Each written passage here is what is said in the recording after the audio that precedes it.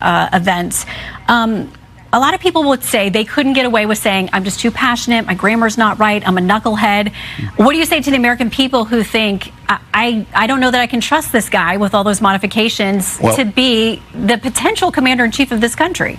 Minnesota governor and our next vice president of the United States, Tim Walz, sat down for his first official interview since becoming the Democratic nominee for vice president, and he did so by going into the lion den. Yes, he did this interview on the Fox propaganda outlet, and I am so glad that he did. Because even before Tim Walz was the vice presidential nominee, he was, well, much like PPAJ is for being incredible when taking down talking points from the Fox propaganda outlet. He had one interview that he did so well on that Donald Trump Truth Social at Fox, telling them to stop bringing the enemy on, because he is so great at what he does. And he was incredible this morning, shutting down and shutting up the MAGA lies from the Fox host and really just flipping the script on her in an interview that he absolutely crushed. And I couldn't be more excited to get into it. But before we do, if I could quickly ask you to leave a like on this video, and if you haven't already, to hit that subscribe button, it goes a long way, and supporting the community that we are building on this channel. Now let's get into this interview with this clip right here. Your position is, and the vice president's position as well. I want to talk about abortion too, because this came up at the debate. It's been a winning argument for Democrats on many ballots, but I want to clarify what the law is there in Minnesota. Abortion Finder, a website that helps women find access, says abortion is legal throughout pregnancy in Minnesota. There is no ban or limit on abortion in Minnesota based on how far along in a pregnancy you are. You signed the bill that makes it legal through all 9 months. Is that a position you think Democrats should advocate for nationally? Look, the vice president and I have been clear. The restoration of Roe versus Wade is what we're asking for. But that law goes far beyond Roe v. Wade. To make her own choice. The law is very clear. It does not change that. That was been debunked on every occasion. But wait, let's agree. What you signed is there's not a single limit through 9 months of pregnancy. Roe had a trimester framework that did have limits through the pregnancy.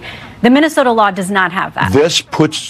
This puts the decision with the woman and her health care providers. The situation we have is when you don't have the ability of health care providers to provide that, that's where you end up with a situation like Amanda Zaworski in Texas, where they are afraid to do what's necessary. This doesn't change anything. It puts the decision back on to the woman, to the physicians, and we know that this is simply something to be brought up to be very clear. Donald Trump's asking for a nationwide abortion ban. Wait, he and has again, said that we don't see this as a winning campaign. He has said repeatedly that he will not sign a national abortion ban. Are you calling that just, it's a flat-out lie? Yes, of course, and Senator Vance has in the past said so too. Now look, they may see this as an election issue. We see it as a right of women to make their own bodily decisions. And that's what the states like my state have the ability to put that in. States like Georgia force women to cross the border, and then we have a death of Amber Thurman. So let's be very clear.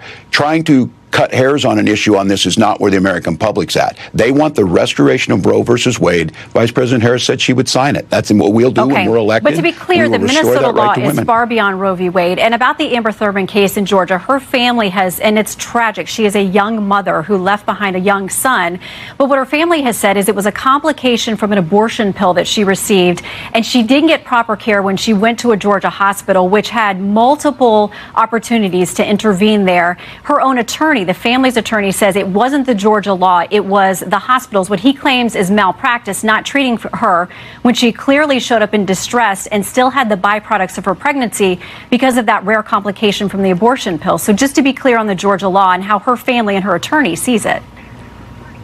I think they also indicated that had she not go to North Carolina after the debate the other night, that she would have been in a better position. So look, these are the situations you're going to get into when you take this decision and put it in the hands of politicians like Donald Trump rather than women and their doctors. We trust women, we trust doctors, and we know the outcomes of that are better. Okay, let's clarify more changes that you signed in Minnesota as well.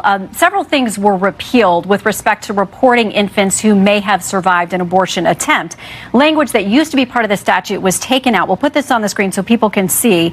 It used to require medical personnel to, quote, preserve the life and health of the born alive infant. That language has been repealed. It's no longer part of the law. Also struck from the law was language about reporting infants that are born alive, what treatment they receive, and whether they live or die. Why was it important to you to get that protection out of the law? Minnesota law aligns with every other case of what physicians are required by their ethical responsibilities. And so it changed nothing other than aligning with all care that physicians provide in any circumstance for any medical case. And so it's alignment, as it's always been. It's the cases we've seen in Minnesota. The outcomes we get in our healthcare results are the best in the nation. And all it did was align with existing law. But you do acknowledge it takes out the language about preserving the life of an infant who was born alive. Every doctor has an ethical responsibility to provide what they can in each situation. That is the way the law is written now. It's the same for any person who shows up. And again, this is a distraction from the real issue here is women being forced into miscarriages, women being forced to go back home, get sepsis, potentially die, like we saw in cases in Texas, and maternal mortality rates in Texas have skyrocketed off the charts because of this. This is bad policy. Vice President and I have been very clear on this. We will restore the rights of Roe versus Wade. We will make sure women have their health care decisions. We will not put people's lives at risk because of the geography of where they live. And it will go back to the way it was before Donald Trump gleefully said, we've got the best of both worlds here. Things are wonderful. The states are handling it. It's a beautiful thing. It's not a beautiful thing to see women dying. It's not a beautiful thing to put doctors at risk of being imprisoned. It is not. It is not to see any single woman suffer. And by the way, there's not a single state, no matter how pro-life or restrictive their laws are, that do not allow a doctor to intercede. That's true in Georgia and Texas as well. I want to turn to So clearly just a bunch of gotcha questions there from the MAGA Fox House, which we will see more of in this next clip we're going to check out. But what we will also see more of is perfect responses from Tim Walz, like that one that we just saw flipping the script on the MAGA Fox host, not only talking about the success of the policy in Minnesota, but talking about the ways that the fear-mongering that Republicans tread to do around abortion. Like we see Donald Trump pushing these false claims about what post-birth abortions, but what is true is that Donald Trump abortion bans have cost life. We know that to be true because when doctors are called in to give women the medical assistance that they need, that they could get in other states without these disgusting abortion bans, they are afraid to do their jobs because of Donald Trump, because of MAGA, and because of their disgraceful abortion pants. That's the truth. Post-birth abortions are not. And so a perfect job from Tim Walz shutting up the MAGA host, shutting down those lies. And that's exactly what he did. With the more gotcha questions were thrown at him, he wasn't shaken. He wasn't bothered. Let's check it out. Events. A lot of people would say they couldn't get away with saying, I'm just too passionate, my grammar's not right, I'm a knucklehead. What do you say to the American people who think, I don't know that I can trust this guy with all those modifications to be the potential commander-in-chief of this country? Yeah, well, I think they heard me. They heard me the other night speaking passionately about gun violence and misspeaking. And I got to be honest with you, Shannon, I don't think people care whether I used IUI or IVF when we talk about this. What they understand is Donald Trump would resist those things. Look, I speak passionately. I had an entire career, decades before I was in public office.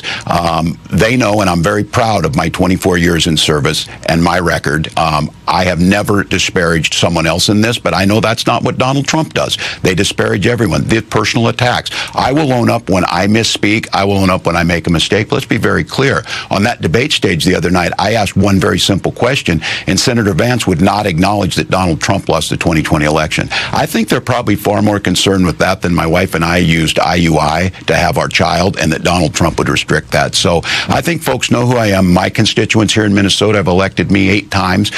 They know where I'm at, and I'm proud to be on the ticket, and we'll deliver just like we have here in Minnesota. And so these gotcha questions are just so sad to see, of course, expected from the Fox Propaganda Network. But it was so perfect of Tim Walz in answering these tough questions because, again, they were tough questions to bring up. The fact that J.D. Vance couldn't have answered maybe one of the easiest questions he could have been asked, who won the 2020 election, showing that he is just completely unfit to do the job of vice president. Not that we needed any more information to come to that conclusion, but if we did need any more information about Donald Trump and J.D. Vance, and I think it's always great to provide a little bit of contour, that I think this clip shows exactly why they're so unfit. Day one, I will seal the border and stop the migrant invasion into our country. We will begin the largest deportation operation in the history of the United States. Dwight Eisenhower right now has that record. While Tim Walz and VP Harris are running a campaign of Choi, a campaign to end the fear-mongering and division caused by Donald Trump and the DI abortion bans implemented by MAGA because of Donald Trump, what is he doing? He's screaming about Hannah Lecter and windmills and the largest deportation effort in history, in which one, he doesn't have a plan for, and two, would not only be completely immoral, but devastating to our economy, but I guess devastating our economy. Destroying our economy is what Donald Trump is best at. He did it in his first term. I guess he wants to do it if he won a second, but we cannot allow that to happen. And that's why we have to continue to call out the lies of Donald Trump, continue to call out the lies of J.D. Vance, and of course continue to call out the lies of the Fox propaganda network, much like Tim Walz. And we're going to continue to do that on this show every single day. And if you want to support that, as always, you can hit that subscribe button and leave a like on this video. And if you're stuck around to the end, drop a blue heart in the comments, and until next time, I'll see you soon.